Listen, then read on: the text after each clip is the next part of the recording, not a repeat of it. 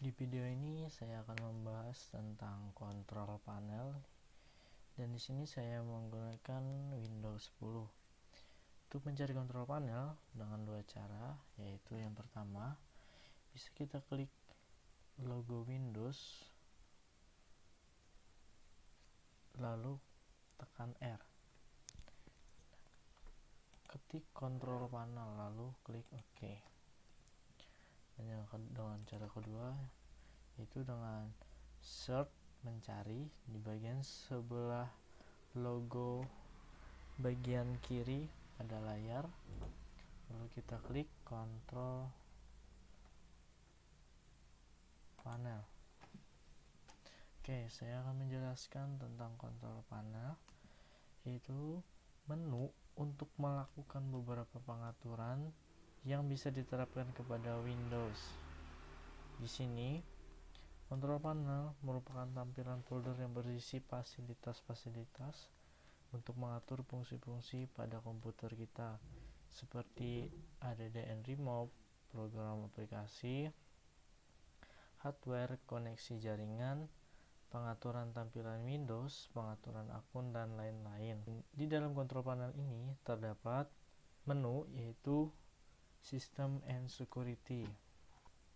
System and Security ini berisi semua alat yang kita gunakan untuk melakukan sistem administrasi dan tugas-tugas yang berhubungan dengan keamanan. Di sini terdapat submenu, yaitu yang pertama Security and Maintenance. Di sini dapat mengkaji status pada komputer dan mengatasi persoalan, memecahkan masalah umum komputer, serta mengubah setelan kontrol akun pengguna.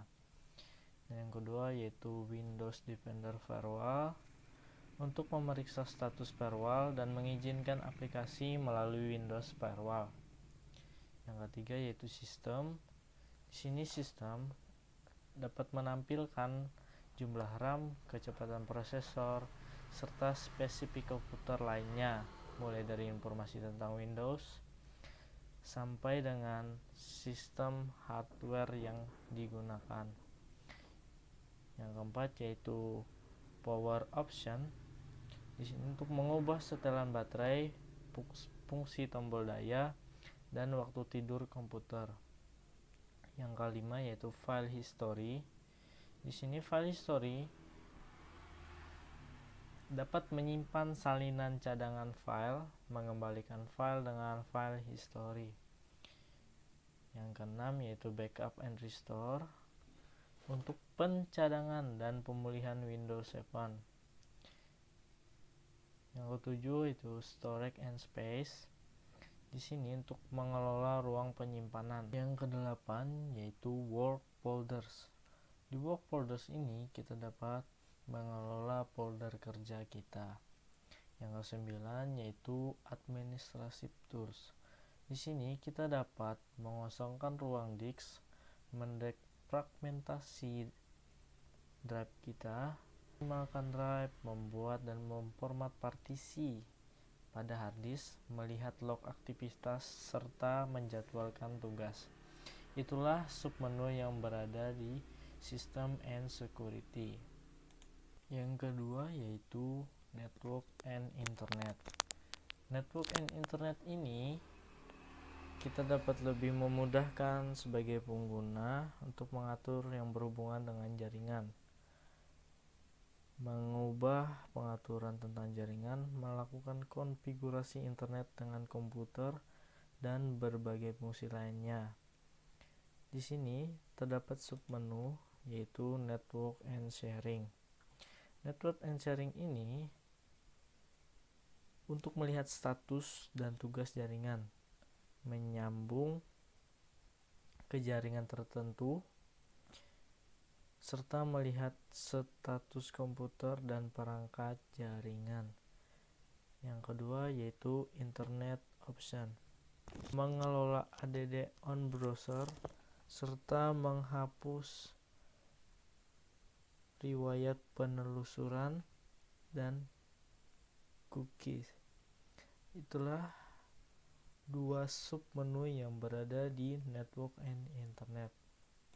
Oke, yang ketiga yaitu hardware and sound.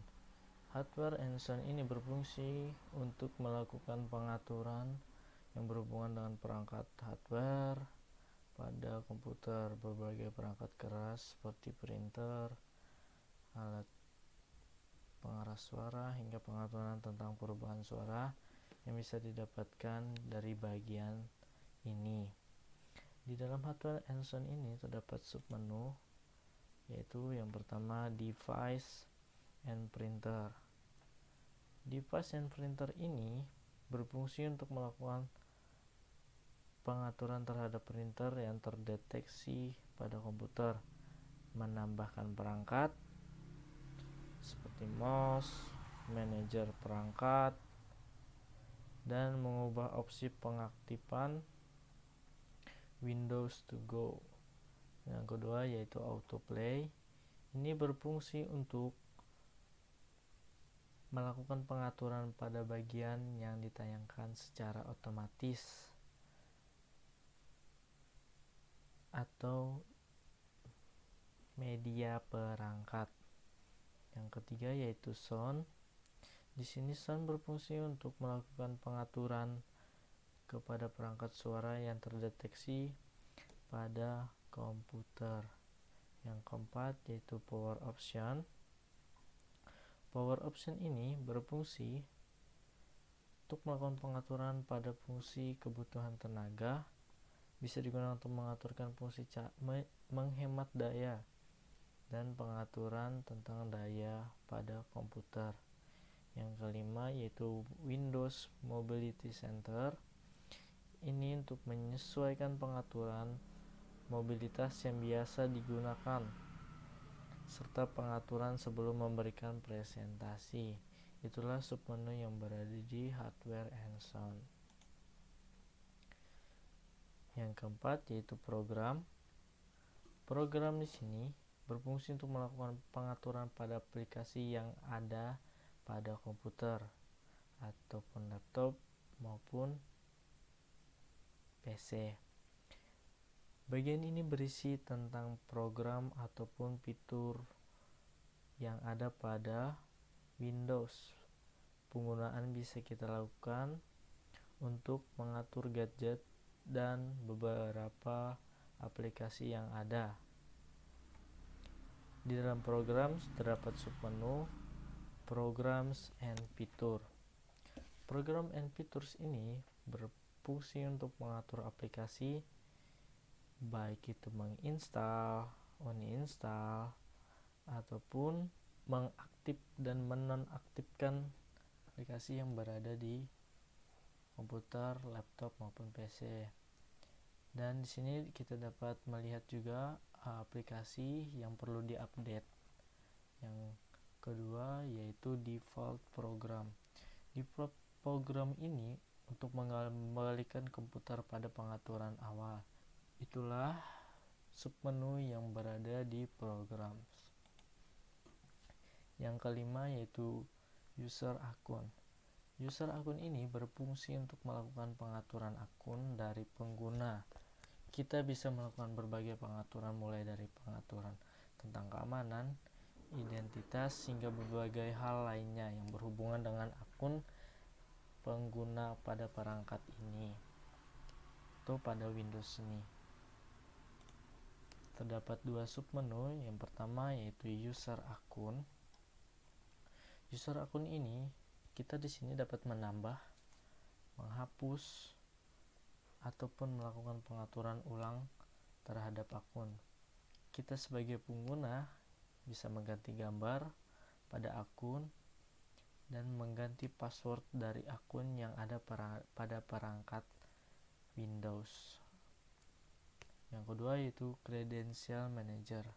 Di sini Credential Manager berfungsi sebagai manage web dan credential Windows. Itulah dua submenu yang berada di menu user akun. Yang keenam yaitu Appearance and Personalization. Bagian ini berfungsi sebagai alat yang digunakan dalam mengubah setiap tampilan yang berupa tema, screensaver, hingga wallpaper yang bisa kita atur menggunakan bagian ini. Di dalam menu ini terdapat 4 submenu. Yang pertama yaitu taskbar and navigation. Di sini kita dapat mengatur properti navigasi. Yang kedua, ease of access center.